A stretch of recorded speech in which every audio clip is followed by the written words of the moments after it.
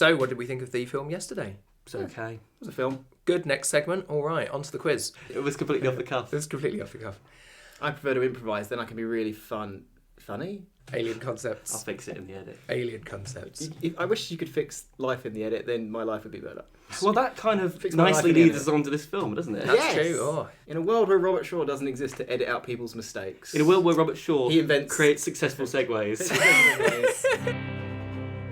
Hello and welcome to another episode of Once Upon a Time in Some Guy's Parents' House. We're back in Some Guy's Parents' House. I am Some Guy, named Mike, and my friends Jools and Rob are with me. Gentlemen, how are you?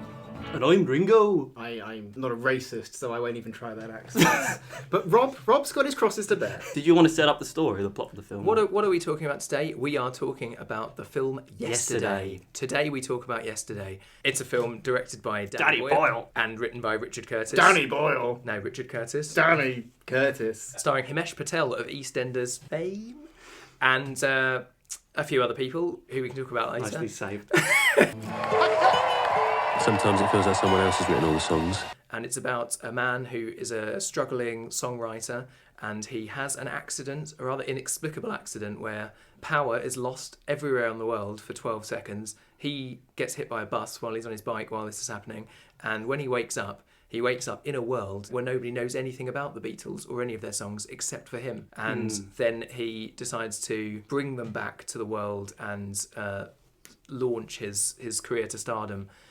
Using the Beatles songs that he retains in his memory. By pretending that they're his. I think By that's pretending the that big they're his. the big part of it, because otherwise he's not just a human jukebox. That's true. Oh, actually, do you know the genre of this film? Is it fantasy known like as- most Richard Curtis films? It's jukebox musical. Really? I suppose it's because it's pop songs in a musical Oh, I rather than can see songs that. written specifically for the Like the film. Doors. Oliver Stone's The Doors. Yeah, I think most of the And, Beatles films would qualify, and The Wall and that sort of thing. But they were original. So the Beatles made films using songs they had already written and Yeah, was already it knew. Richard Lester did Hard Day's Night? Yeah. Yeah. Oh, Sunshine on Leith recently, which was The Levellers, I think. I saw that one in the cinema. Definitely counts. That's people in the film singing songs by The Levellers as part of sort of the plot and setting the tone of the scenes. I think I'm talking about The Levellers as in And I Would Walk 500 Miles and Scottish bands. No, that's the Proclaimers. Proclaimers. The Proclaimers. See, this is I was trying why... to think who the Levelers were. This is why I am really, really not the person Self- to talk about films about A music. self-proclaimed I was trying to think a Levelers film? literate. The Proclaimers, Sunshine on Leith, not a bad film. Never even heard of it. It's done on the stage a lot, right? I mean, like a lot of stage productions are done where they're like, let's collect all of these hits and then we'll make a story that kind of can loosely string all these things together. Sure, Will so Rock- We Will We Will Rock Rock You, You. yeah. Bat Out of Hell, Meatloaf. Yes. Of course. No, that was Of course. based Of on course, the, Bat Out of Hell. that was based on the true life of Meatloaf. That's right. Only yesterday, I visited Abbey Road. No way. Yeah. The Abbey Road. The Abbey Road. Did you also see No, the the grave of other Eleanor Abbey Rigby? I didn't know. But Did you write songs by the Beatles and take credit for them? it is odd. It's I tried, but they threw me out. Not the Beatles. Of the studio. I went to the shop and it's like, oh, I have all these albums. What Okay. brought you to Liverpool? No, Abbey Road Nice, is in London. Ah. Road. But I thought that You when know he was a lot, in Mike. when he went to Liverpool in the film, that wasn't when he went to Abbey Road then. No, he, I think he went to he didn't various go to Abbey bits. Road. He went just on a took picture of pilgrimage Abbey to Road. the places that Yeah. he was going to play songs about. I think Ellen Rigby's grave. he goes to Strawberry Fields as well. You might assume that he's gone to Do you think visit we're these meant places to? like Penny Lane Where and is so on. Strawberry Fields? Well, it looks like a rather rundown Probably playground in. I mean, it's that really depressing sort of looking playground in the film, isn't it? Where it's really overgrown and tangled, and really in no way could inspire in him the song Strawberry Sure, Fields. because it inspired them when they were younger. Yes, exactly. So he you doesn't can't get get a grip on to take But it's these. also- He doesn't get to take this inspiration as his own. But it's He also only not gets really to about copy it from- inspiration, is it? It's about him just remembering lyrics. You're right in one Yeah. way. He is trying to remember the words, which Yeah. he sometimes gets wrong. Like with the being for the benefit of Mr. Kite, he got some of the verses mixed up. But with those two people who meet him near the end of the film, who are kind of stalking him and turn up at his gig at the end, Sarah Lancashire and a Russian man. Russian Man. Yes, it's very difficult to play a song about a place you've never been to. That's what she says. Right. So he's also visiting there so he can have the element of verisimilitude in his head when he plays the songs, I think. I really enjoyed this film. but it has lots of like tiny things that bother me. Was it the fridge logic moment that Yeah, I had Hitchcock loved talked it. about? Yeah, that Where was you- fridge logic. It doesn't matter as long as you can keep someone's sense of disbelief going for the duration of the film. If afterwards, when you've seen the film, you go to the fridge, get a beer or something, you go, wait a second, why did she vanish on the train or something? You know, it doesn't matter. Why did she vanish on the train? Yeah, Hitch, why did she vanish on the train? Because it's called The Lady Vanishes. All right, let's have some fridge logic. Rob, what after you'd seen this film bugged you about this film then? Okay, so this is when if you start thinking about it, your brain hurts and you go cross-eyed like in Austin Powers. But Oh no, I've gone cross-eyed. he realises that there are other things that have disappeared in the EMP or the electrical storm or whatever happened where the lights all went out. I think he probably goes into another dimension, which I'll address in my sequel idea later. But in this dimension, other things are missing, such as cigarettes and coke.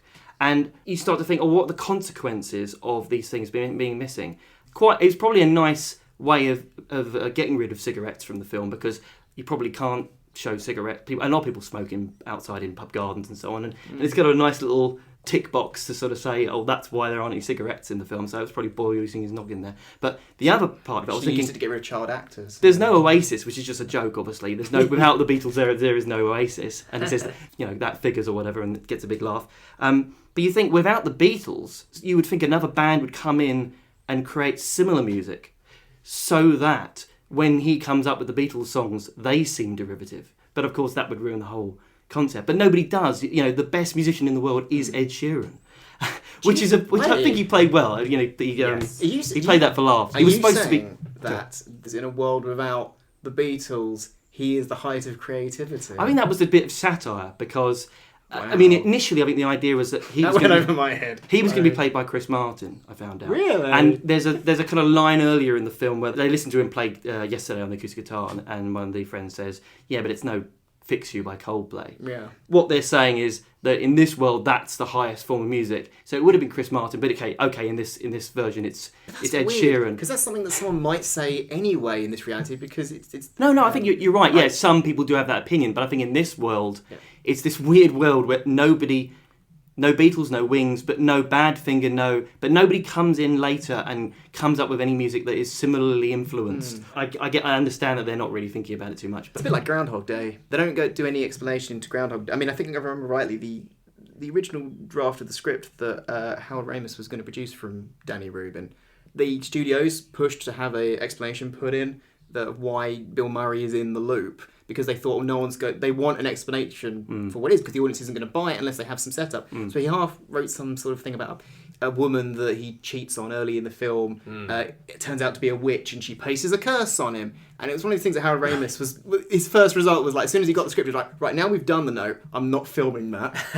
I really liked the additional omissions from this reality. Yes. You know, I love it when he's on the plane and he asks for some Coke, and then he just gets the look from the stewardess, and then he remembers it doesn't exist as a popular the beverage. biggest belly Only laugh as I had cocaine. Only as cocaine. Rob will like test to this. I mean, I laugh quite a lot in this film anyway. But when he asks for his mum for some Coke, it's just what's Coke, and then he types into Google Coke, and it just comes up with the image search, the biography thing on the right of Pablo Escobar. It's like it takes a fraction of a second.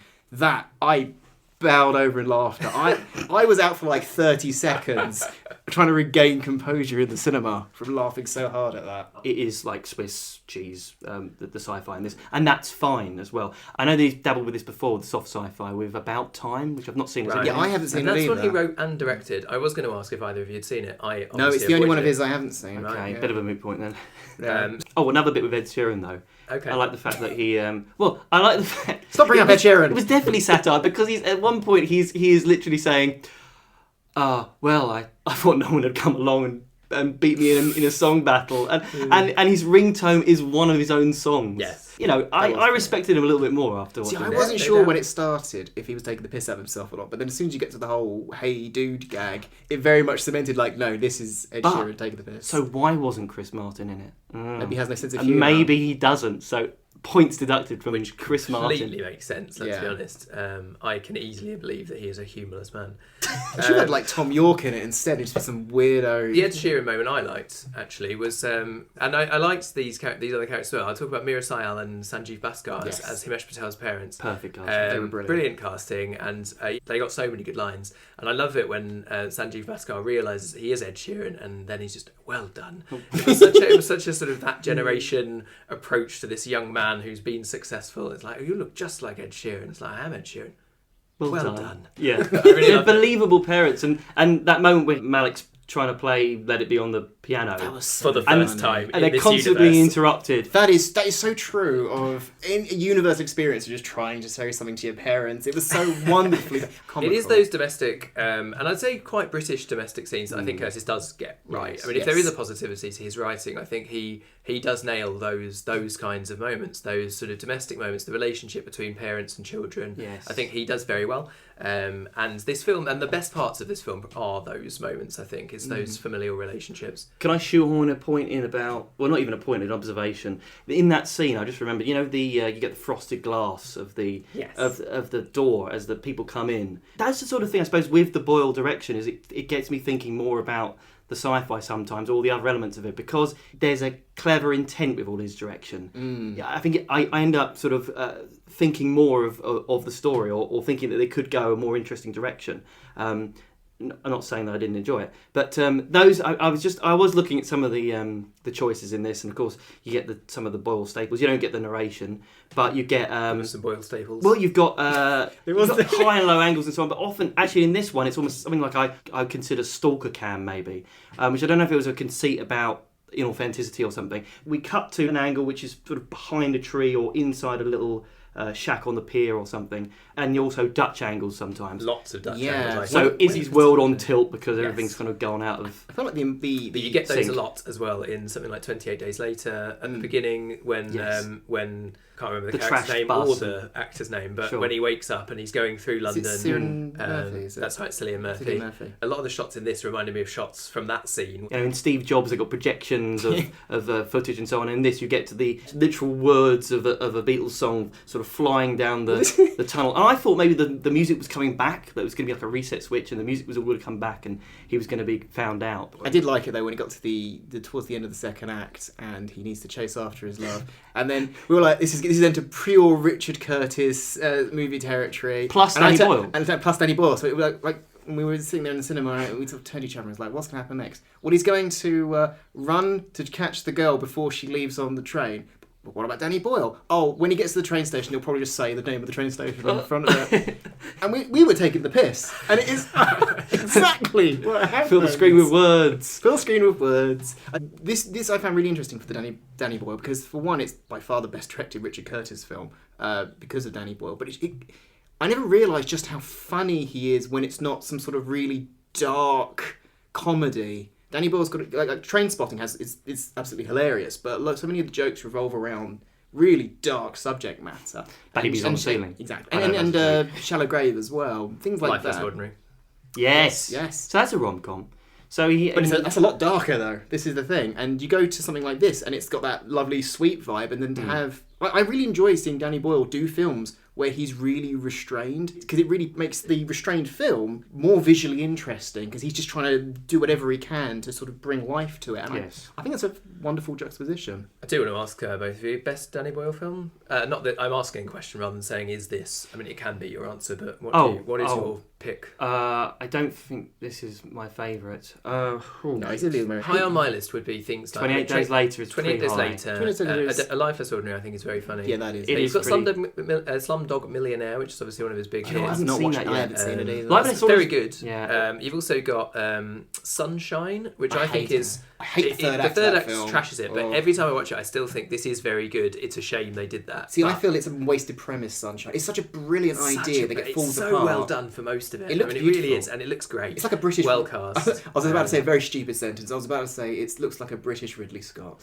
But I realised Ridley Scott is He's very about as British. British. It's about as British. I as wish I you could can combine get. things, because I guess you're not asking, what's your desert island Boyle? I'm going to say Steve Jobs. I love the fact that he split that into three like a play, and it's 16mm, Super 35 or whatever, and then HD. And I love the projections and that, and I love the aesthetic of that. Would I want to watch that again and again and again? More than I'd probably say 28 Days Later, because Life Less Ordinary, I watched that recently, and it is concentrated. It's so many ideas in one place, and most of them work, and just a few of them don't. But 28 Days Later, I think, is a perfect package. What's your favourite, Mike? I think it is 28 Days Later. But interestingly, one of the things I was thinking about this question, and I still think he's yet to make an absolute standout masterpiece. Oh, I agree. still don't think he's made. He's got it in him. He's made for me like a string of 8 out of 10s. I think a lot of his films are very good, and none of them are superb. Almost. They're almost. And I think I love Well. 28 Days Later, but I also think its pace just drops sometimes. Every time I rewatch 28 Days Later, there are moments in it where I think I'm actually a bit bored now, which is a shame. Yeah, I think it's weird because I think Trainspotting is probably the closest he's got to a masterpiece, even though it's not my favourite film of his. I think because I've still got Trainspotting 2 in my kind of, I haven't seen in that. my I haven't head, seen so You know, he got, before he went on to do Shallow Grave, he made his name doing episodes of Inspector Morse. Really? Oh, nice. Nice. Need to find those.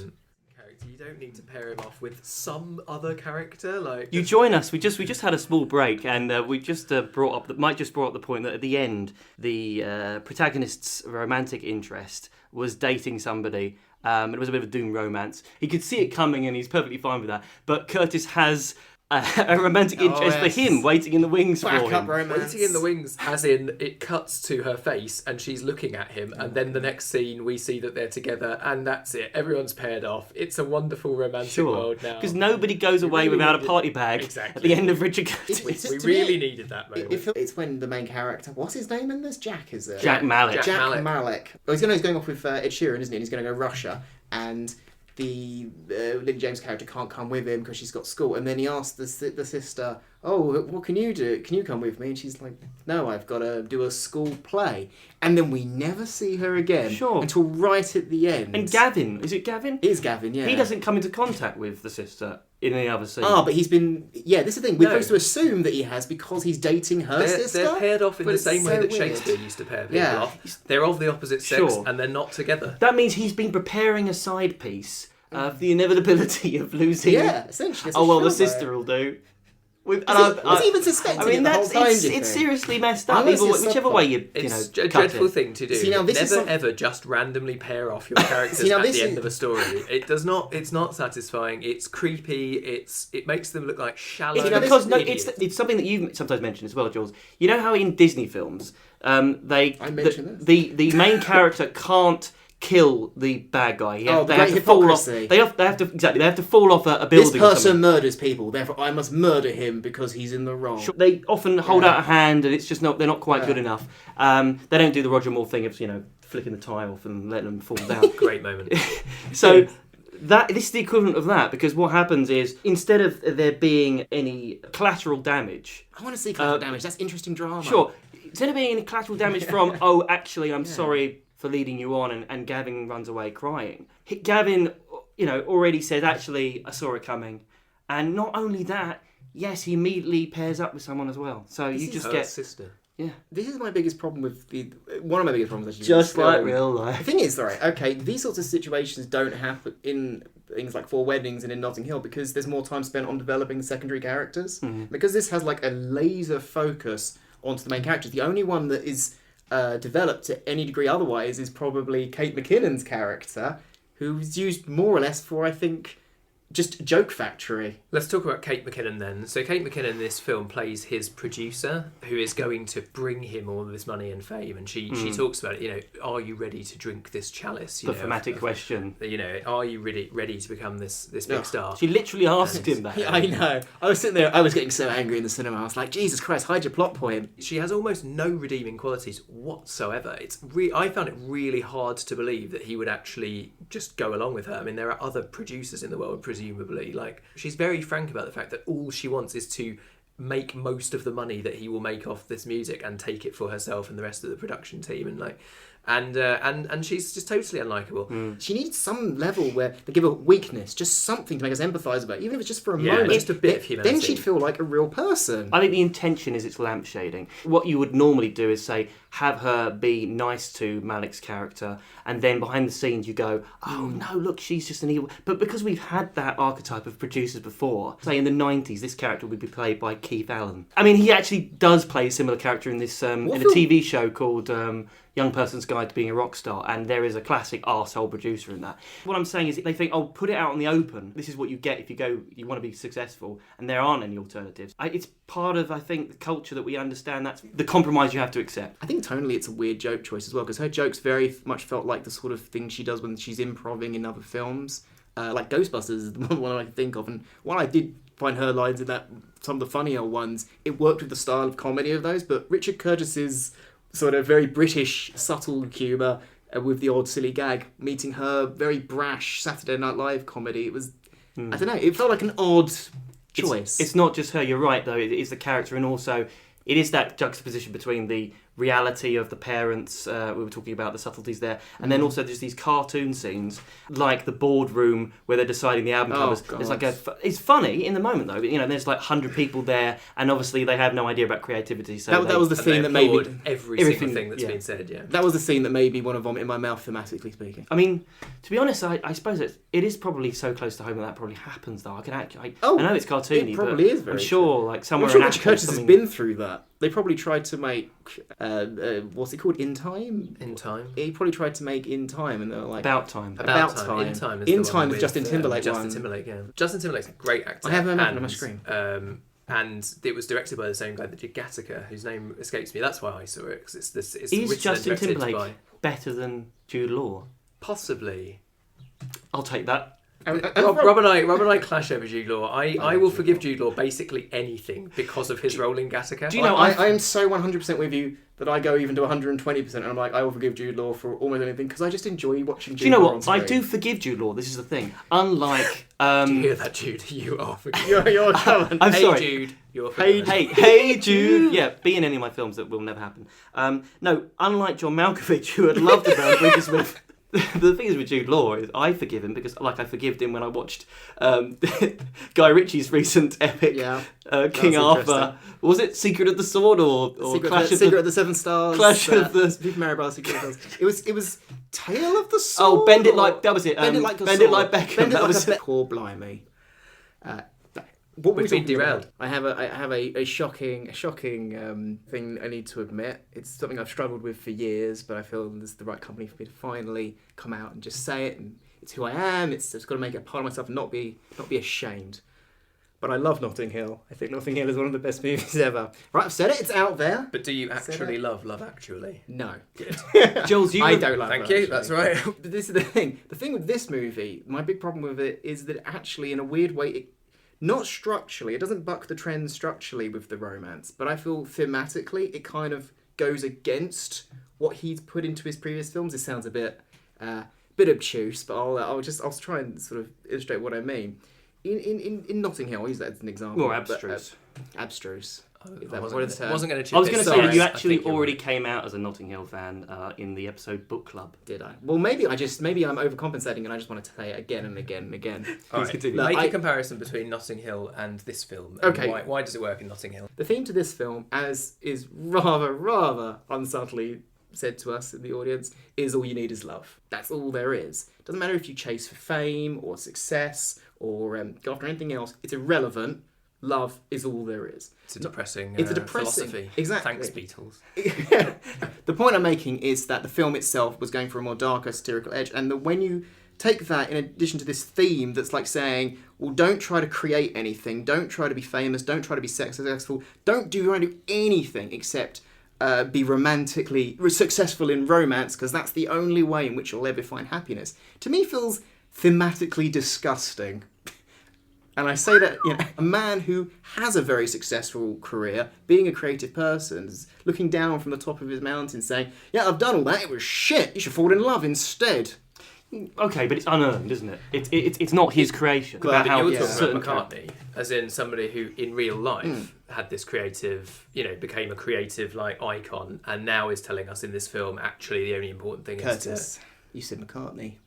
Wasn't it McCartney? He meets Paul McCartney, doesn't he? Oh, He John meets Lennon. John Lennon. But I'm referring to Richard Curtis. At the end, yeah. John When Lennon. I'm saying I thought somebody, it was Paul McCartney. when I say someone telling us, John think Lennon's it's pretty dead good. though, isn't He he? is, which is why the kind of moment. nice. That's why the moment was meant to have this much gravitas that it hit you with. See, this is why I'm the wrong person. You're like, to who's watch that this film. beardy bloke with the glasses? I have a problem with biopics about musicians. I find them so annoying. I find them boring.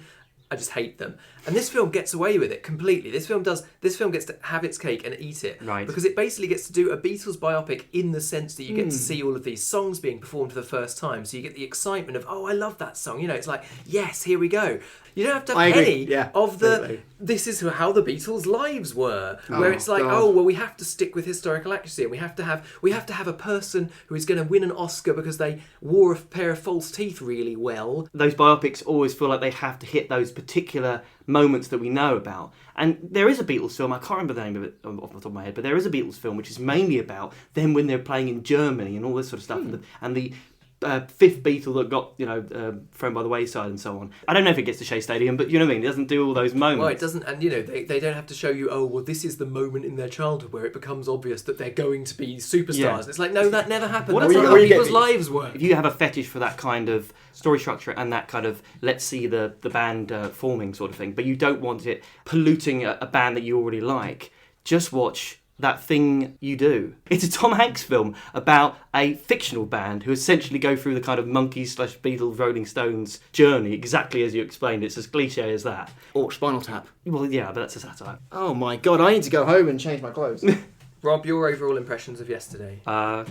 Well, it was quite cloudy, wasn't it? But then the sun came out in the end. Actually, it was. I almost burnt to a crisp yesterday, and I Liverpool? quickly walked across. Oh, he was in London. I was in He was in London. Abbey London. Road is in London, but no, they quickly walked across the zebra crossing. They have all these like white balloons up there, and everyone's taking pictures all the time. So I thought it'd be a bit trite to do it, but But you did anyway. I walked. I didn't do any You posed doesn't. photograph, but.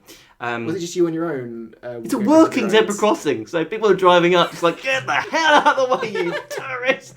Yesterday, I enjoyed it. Yeah, I don't know what else to say. And I preferred it to something like Love Actually.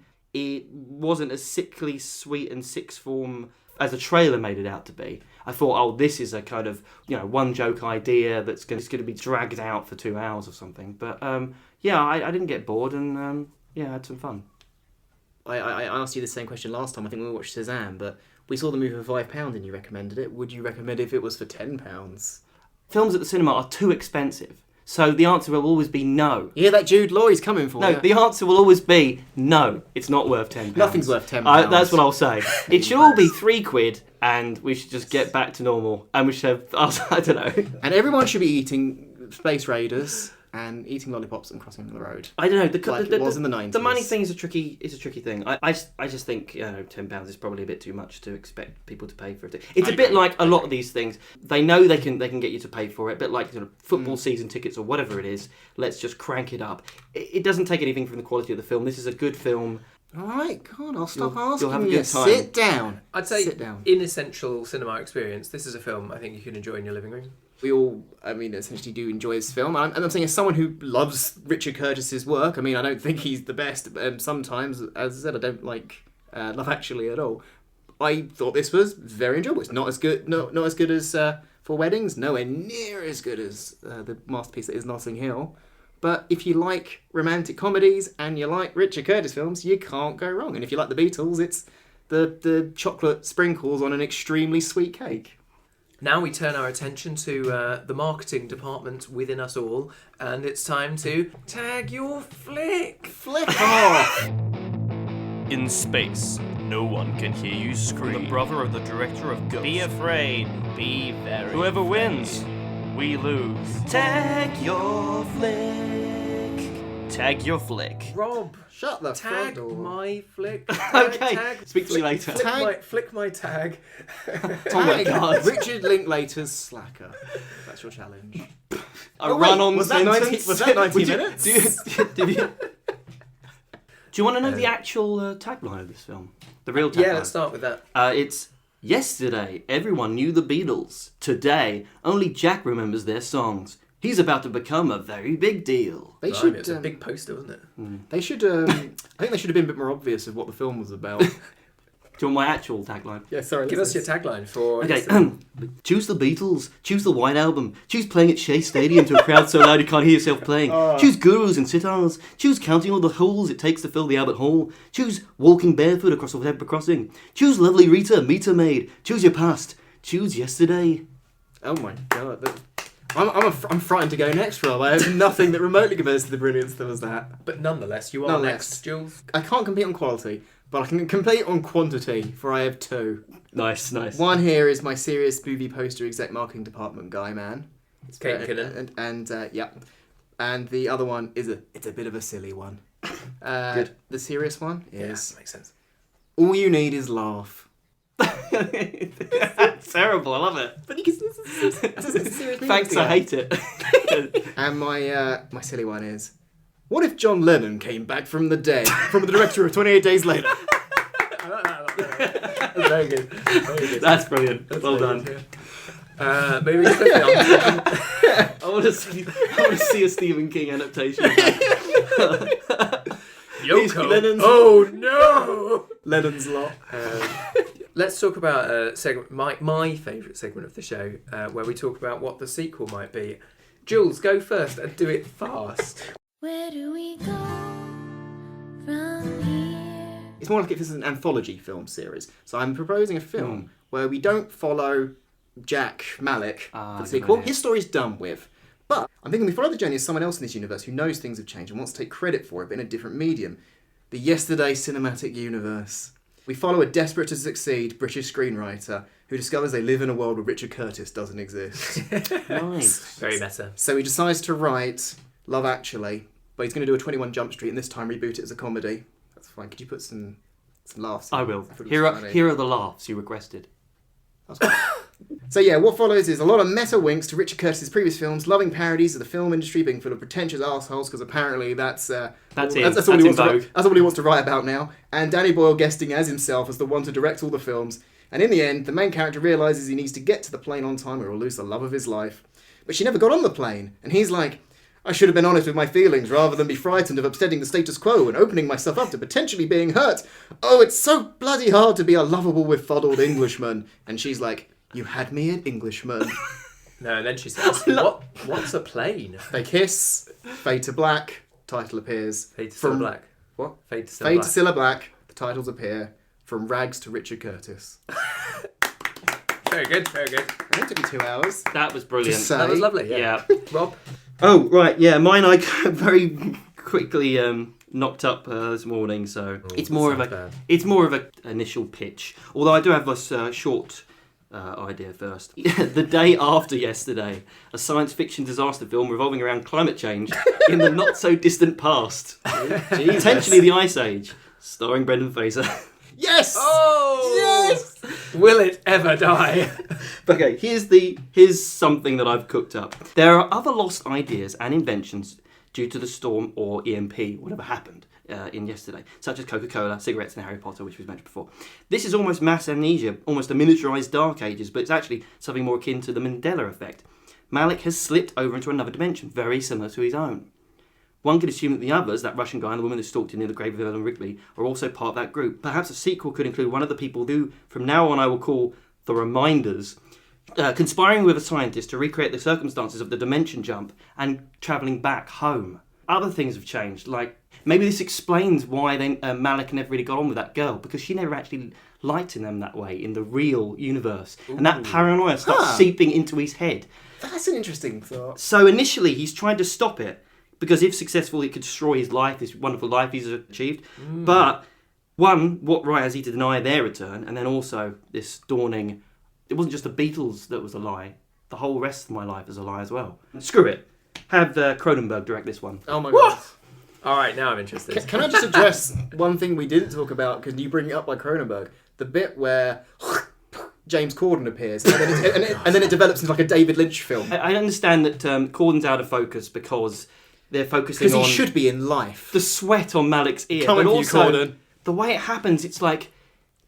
It's almost that point where you're passing out. Like, he transforms into this Gaussian blur. You know, oh, bring them on! In slow motion. And I'm in your studio right now. Being choked out. It's frightening. Yeah, it's great. Do you want to explain this moment? Just for... So this is he's on the James Corden show, sadly, and he's just about to release the album, and then really just what he always fears does happen. And James Corden says, "Oh, but we have two men backstage who say that you have copied all of their songs." That he really starts to sort of hallucinate, and the You'll probably explain it better. Gaussian? What? Oh, Gaussian blur. Actually, it's a Photoshop. I think I have an album by then. Yeah, Gaussian blur. It's just like a blur, a bokeh, whatever you want to call it. But just when something goes completely out of focus, and right. But yeah, it's to nightmarish effect. I loved it. It was so And it was so nightmare. Lynchian. But I was like, God bless you, Danny Boyle. Actually, I've just realised that was a dream sequence, but it was still scheduled to go on James Corden. So Yes. what actually happened on James Corden, we don't get to see as much. Maybe it happens We'll after never know. his album launch, because that happens at the end of the film. Well, it's that time again. It's time for quiz time. Quiz.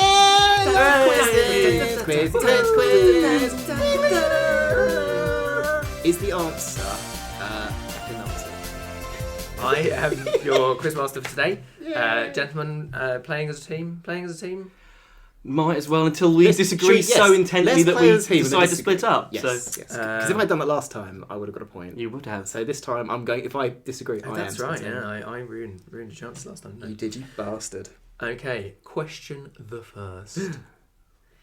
Danny Boyle, the director of this film, said that Apocalypse Now was the film that ensured he became a director rather than a priest. But he went on to say that he would recreate one director's work, Yesterday style, a man that he called the Picasso of our time, if he suddenly ceased to exist.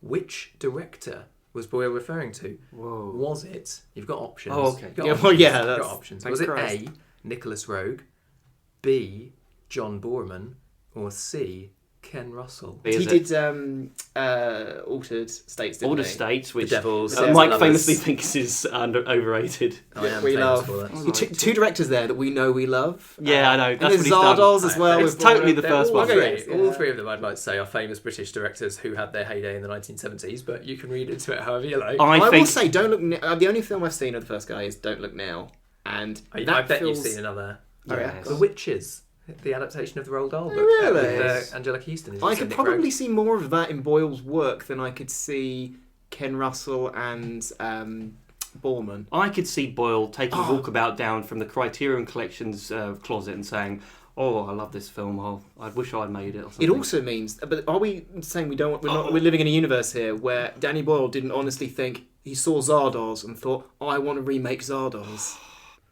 Should we go for A? It does seem the most I'm gonna likely, go doesn't for it? it. I agree. A. You saw through me. It's Nicholas Roeg. Hey, well done though. Yeah, I tried to mask it. Second question. Mira Sayal is better known for Goodness Gracious Me and The Kumars at number 42. Mm-hmm. But which Marvel movie did she appear in recently as Oh. Dr. Patel? I feel like I think it might be Doctor Strange, but I'm not sure. You sure? Yeah. What you mean because Uh, Doctor Strange is in a hospital and there are lots of doctors? I about? feel like it might have been Option 1, Captain Marvel. Option 2, Don't remember. Ant-Man and the Wasp. Or option 3, Doctor Strange. Captain Marvel's 2 is recent enough that I don't remember her being in that, and I saw Ant-Man and the Wasp I guess within the last year when it came out. I've not seen that film. I saw it came out. I don't remember her being in it at all, and they're both Okay, set I in haven't New seen York. Ant-Man and the Wasp. I Can think we it's rule Strange. out Captain Marvel because... I wanted to say Doctor Strange before it even started. Let's just go with your answer. And it's correct! Wow. Yes! I was overthinking I'm it. impressed, Doctor Strange. I don't. Well done, Joel. It feels like that's occupied a part of my brain that's pushed out some very useful information. Final question. Can you get a clean sweep for the first time on this show? Yesterday features 16 songs from 9 different Beatles albums Correct. released in the Correct. Printing. Which of these Beatles albums did we not hear a song from? Oh, you'll be better at this one, Rob. I did put this in because I know you're Yeah. Beatles fans. Is it Please Please Me, Sgt. Pepper's Lonely Hearts Club Band, No, we heard something. or Magical Mystery Tour? We definitely heard Sergeant Pepper. 'Cause Magical Mystery Tour has obviously Magical Mystery Tour on it. The UK one has the other. It has like Penny Lane. Did we hear Penny Lane? we heard. And I think it even has Strawberry Fields Can I Forever. ask a question? When you which say we what must songs have we hear, is it like songs actually he's played, or does it count like if he just is trying to remember lyrics but he hasn't actually said the song? So it features the songs themselves rather than just characters talking about the songs. So it's I him think performing them we essentially. hear the music. I think Please harder Please then. Me. Okay. The first album they did where it's all original songs. Yeah. Is Hard Day's Night, I think. And Please Please Me is before Hard Day's Night. So there's covers, are there? So there are covers on there. Please Please Me is not one of them. Your instinct. You went with my instincts last time. I'm going to go with your instincts here because I really don't know. My inkling it only says not Sergeant Pepper. What's All You Need Is Love? What's that one? I think that's on Magical Mystery Tour. Well, there you go. I think. It plays over the credits. Does it? Yeah. Gonna press you for an answer. I'm going to go with Please Please Me. I'm good with Rob. I'm Please probably me. wrong.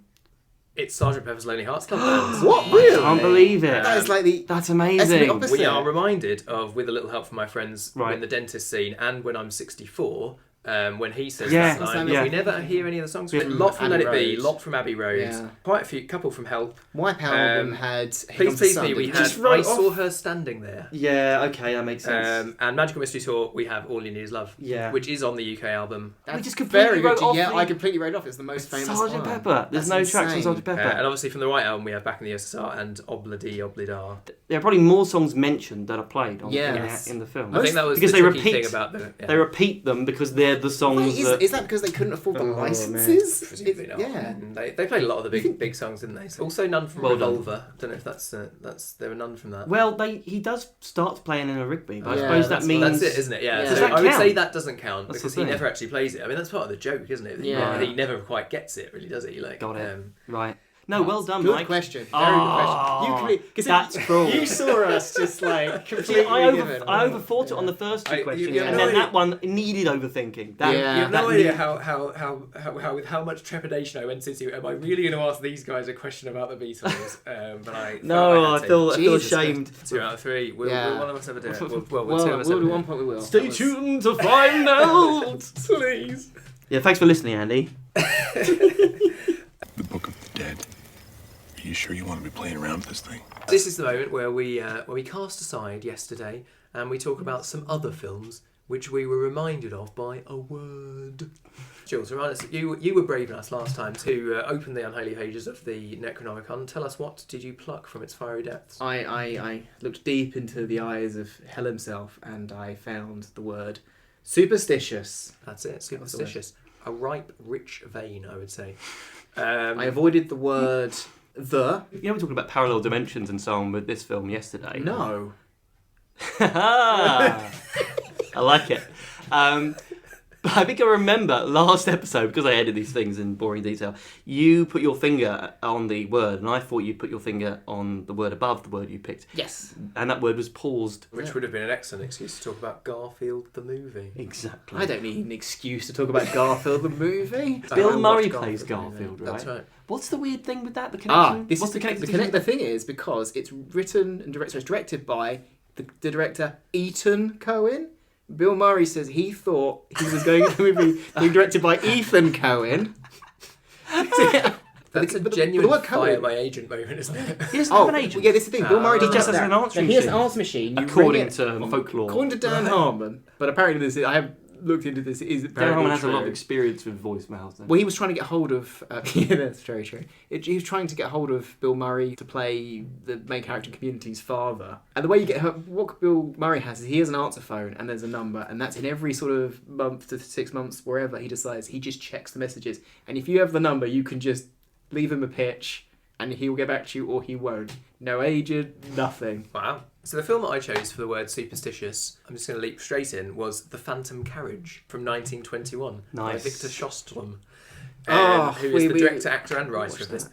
We actually had a genuine moment where we thought we might have all picked the same film. I didn't really think it was that likely Oh, because I it picked a film from 1921. I picked a film from near that. Oh, So, yeah. good. Mine was from '67. Okay. Rob, you Ooh, I'm gonna hipster. I'm gonna have to think what that might be. Right. So what was the film called again? It's called The Phantom Carriage. I know this. What's Phantom It's a Carriage real about? it's a real classic of Yes. silent cinema. Like if you were to ask someone, really in the name your 5 favourite silent films, like a lot of people I think are going to put The Phantom Carriage in there somewhere.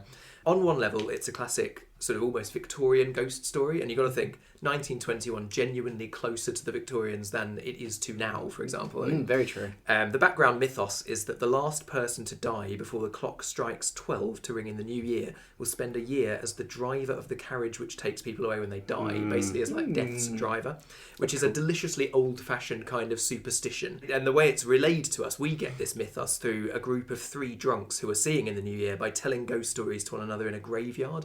It's classic ghost story stuff. It actually reminded me, that scene reminded me of Are You Afraid of the Dark from Alan Woods. Hey, nice. That's cool. The tone's pitch perfect with this very atmospheric lighting and colour filtering. which was helped immeasurably as well by a terrific score, which the version I saw was recorded in '98 by Matty By using a 10-man orchestra, and it's great.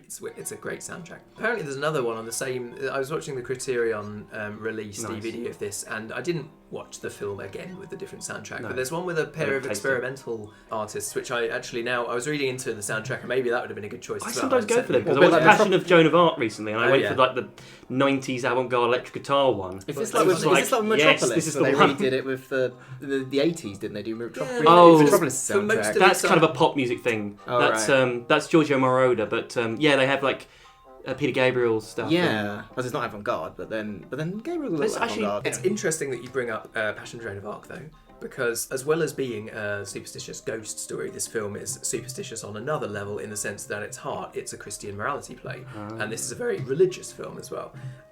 It's the core theme of this film is that the martyr's boundless faith is ultimately going to save this wretch and this wretch's soul, basically. By showing complete faith in God, that will win the day. And Christianity is a prevalent theme in the origins of Scandinavian filmmakers. You've got Sjöström's contemporary Carl Theodor Dreyer with Passion of Joan of Arc and Audette, very religious themes. And then, of course, you've got Ingmar Bergman, who comes into the Swedish scene having been very strongly influenced by Sjöström's work.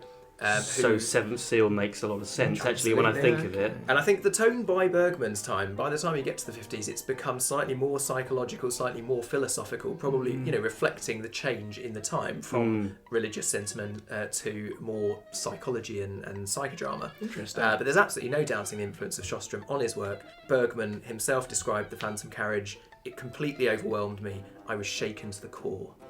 It is a tremendous film. I highly recommend it. Well done. Rob. Should I go next? My pick is, hopefully I'm The pronouncing this Phantom right. Carriage 2. This time it's personal.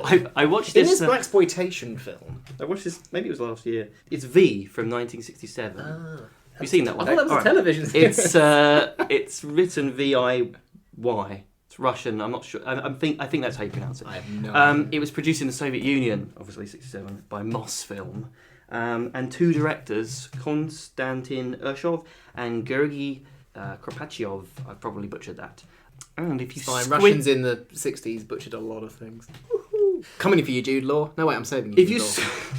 How do you follow that? Well, if you squint a little bit during some sequences, you might swear this was a lost Sam Raimi classic. Really? The film is short but sweet at an hour and 17 minutes. And involves a young priest, although in the translation I got, he's referred to as a philosopher, possibly something to do with Mosfilm, that, who has to remain for 3 nights alone in an old church where a witch has been interred. He just has to make it through alive. Oh, I love it. It's more than he bargained for, and he recognises the witch. It's based on a popular folktale by Nikolai Gogol. Our young priest is the classic reluctant hero, and like Ash from the Evil Dead trilogy, he's not only got himself in trouble in the first place, he's similarly put through his paces by supernatural forces. Plus, in places, it is generally amusing. There's a point where he can't stop dancing and so on. And there's an early scene where the witch climbs on his back and rides him like a flying horse into the clouds. That sounds so Sam Raimi. Jesus. I can just see him doing that. The main bulk of the film centres around those 3 nights, draws a chalk circle around him to protect himself, has to read these prayers. Yeah, the practical effects slowly increase in their imagination. At first, the candles are just blowing out. By the end, dust-ridden Lovecraftian demons are shambling out of the shadows and climbing on their backs down the walls.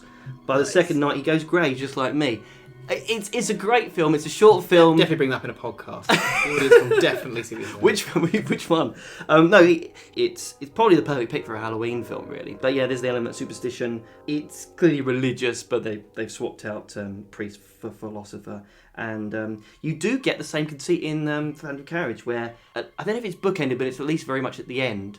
It probably is at the beginning as well. A couple of, I think, drunks talking about the story. What is it about drunks telling the background to a ghost story? Sounds great. Yeah. Does it have a flying turd cam? She does sort of fly on her coffin at one point, like surfing in the Does sky. she go, flying around in the room, and she casts out, she's like, I call upon the vampires, I call upon the werewolves, and they come out the walls. Is she rushing about a lot? And yeah, it's great. And he obviously, every time he comes back from a night just about surviving, He's like, don't send me back, He just gets drunk with all the villagers there. He's like, please don't. It's like, we have 1,000 lashes if you don't go back in there, and you get 1,000 gold pieces if you do. So there's that kind of Ash Evil Dead element of like, I want to skedaddle. Yeah. I've also got myself into trouble. He's a coward, but he feels guilty, and that's what keeps him coming back. And practical It's effects, good, which yeah. I love. So, yeah, that was my pick. That sounds Terrific. great.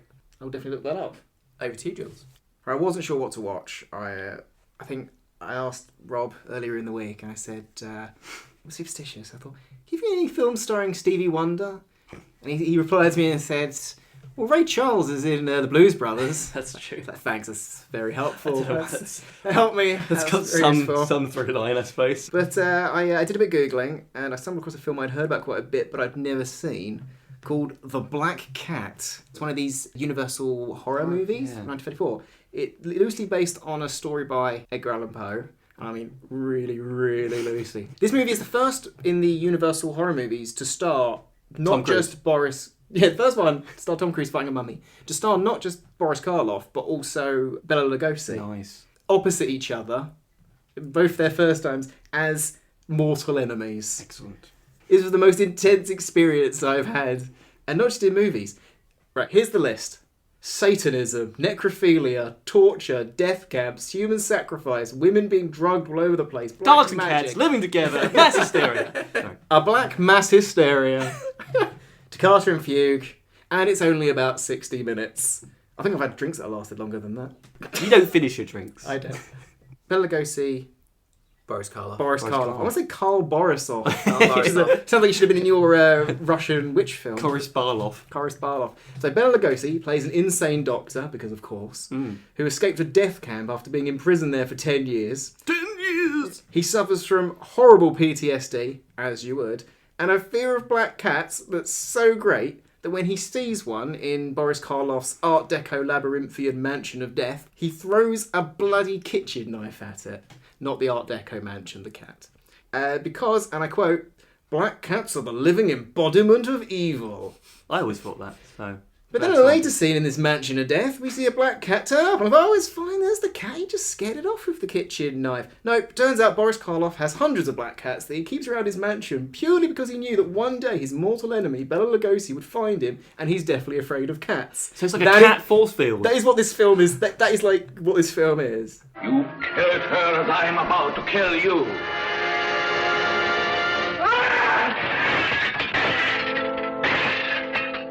And the reason he's after Karloff is because Karloff is the one who put him in the prison camp originally, shortly before stealing his wife and infant daughter. So it's not too bad, I can kind of understand it as villain motives. Oh wait, turns out Karloff is a satanistic cult leader who keeps Lugosi's now dead wife frozen in a glass coffin in his basement lair for observation. Observation.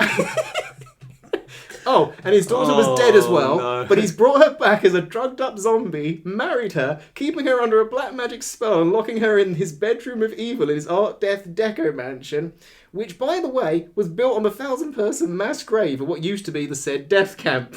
I know it sounds like I haven't talked about the structure or the film or pitched it, because this film is just like an amalgamation of just scenes of insane things with then about half an hour of someone sitting in a bed talking about, oh, it's quite scary here. No, everything's fine. And then it'd just be insane nuts things going on. It's the sort of thing, if it was pitched nowadays to a studio exec, they'd get 5 minutes into the pitch, like, oh, easy there, but easy. Hold on, pick a lane, we got time here. What's one thing? Let's go with the necrophilia. Kids like necrophilia. Let's go with necrophilia. I see action figures. I see condiments. Condiments. Taste of death. I didn't leave a lot of an impression on me. I thought it's a bit of a mess. Like Yeah, as you describe, it's a very messy film. I think I didn't. It's just insane. It's one of those things where if you don't know what you're expecting, it's just. Now, of course, we need to Pick a new word. Pick a new word. We need to read from the book. No! You must not read from the book! I moved recently, and my books were all over the place, and I wasn't able to unearth the Necronomicon from its fiery coffin from its Art Deco mansion of It's death. hiding from you. It's hiding from me. It's hiding from all of us. I, It's more scared of us than we are of it Like now. being used in this way. Yeah. It knows that one day we're going to choose the word that sets It free. They're Like not, the genie. no, wants us to set it free. We're going to choose the word that causes the elder sign to bind it to forever. bind it forever. Yes, yes. So I picked out I picked out a book that I think is just as scary, if not more so, and that is the Step-by-Step Container Gardening 50 Recipes for Creating Glorious Pots and Boxes Fantastic. by Stephanie Donaldson. Thank you, Stephanie Donaldson, for making this podcast what it is. Oh, in fact, there's a little bit Beatles thing here because at the back it says, all you need to know to create a beautiful containers for all seasons. Is it love? All you need is plants. Excellent. And there are over 350 photographs, so I think randomly picking a word might actually be a challenge. Well, all So, right. let's give it a go. Let's give it a drum go. roll, Let's please. see what happens. So, Rob, tell me when to stop. Stop. Okay. Mike, tell me when to stop. Stop. It's a bit Okay. Throw upon. Let's do it again. Stop. Creeping. Creeping. Creeping. That could have been That an might as well have Necronomicon. come from that. That might have come from. That's a shame, because the word above it was tarragon. creeping Creeping. horrors and creeping plants. Creeping. We cannot get away from words that evoke a sense Creepiness. of dread. Wait a minute. This So from isn't a gardening book. Like a Venus flytrap Venus flies out. flytrap. from superstitious to creeping. We'll see what comes up next podcast. I understand we've had more fan mail. Hey! Keep Yes. them coming in, people. You have a letter. Oh, thank you. Dear geezers, I'd be in the shit if this letter didn't find you well proper. I've been caning your podcast well hard this week over a couple of bevies with my mates when we was on the lash, and I couldn't get it out of my boz. Absolute pucker it is. But why do you lads spend yonks talking about all them French black and white nonsense? Well does my nut in, it does. You should do a well smart arty farty flick like Pulp Fiction, or one of them 70s ones with Bob Hoskins. That lot is well clever, and I reckon you blokes would fucking have it. Your best mate, Guy Ritchie, down the pub, Beverly Hills, California. Oh, Thank you for that, Guy. Thank you for this gift. I look forward to you. Do you know what? If you make films as well as you write letters, then I think you're going to have an absolute stonking career. Well done. You should maybe consider thinking about adapting some classics, actually, with your control over the English language. It's marvellous. He raises the point, why do we talk about all them French black and white nonsense? Guy Ritchie. I mean, it's amazing that what he does to films. We watched that King Arthur film recently. We did. It was incredible. Get this, he essentially has, in the edit, let's say a 4-hour film. And they say, got to make it 2 hours, Guy. He goes, all right, a bit of how's your father? I've got an idea. So, every scene, he's already got the little bit of glue, which is before every scene, where someone says, okay, this is what we do. We cut to the scene. Oh, he's doing a heist on the brewery and they're going to steal the beer or whatever it is. And then, within that, they talk about what they're going to do next, and then there's another part of a scene that we're quickly skipping over, which could take easily 20 minutes. But then, after we've explaining that, we go back to the scene 2 scenes ago. Oh, God, And we yeah. end there and fade to black. And we're so like, cute. wait, did all that happen? Having said Maybe that, should. But then Man Man from from Uncle was was amazing. was great. It's the last Guy Ritchie film I saw, so I don't know what you're talking about. I think that It's is the brilliant. last film. Anyway, so thanks, Guy. I think you need to make more films because when they're terrible, they're still amazing. Honestly, he's inventive and he has a voice. And, you know, not It's a shame many- about the accent on that voice. not all directors have that. Well, I think that's about all we've got time for. Thank you very much, gentlemen, for joining me in my house, my parents' house again. Thank you all for listening. This has been Mike, Rob, and Jules in Some Guy's Parents' House, and we'll be sending you another episode sometime soon. What's the name of the guy who did the music on the film that you talked about? Matty. Bye, Matty, bye. Goodbye, with a little help from my friends. Matty, Goodbye, with a help All from you my need are podcasts. Copyright infringement. Actually, all you need is love. Everything else you do is podcasts.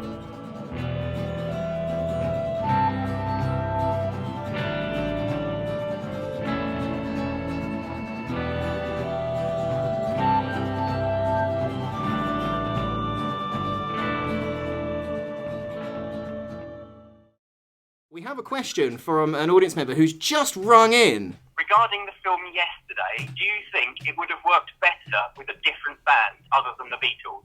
Great question. Good question. Good question. Nice. Slayer. Hang on, you're off speaker. You're very This short is irrelevant film. now.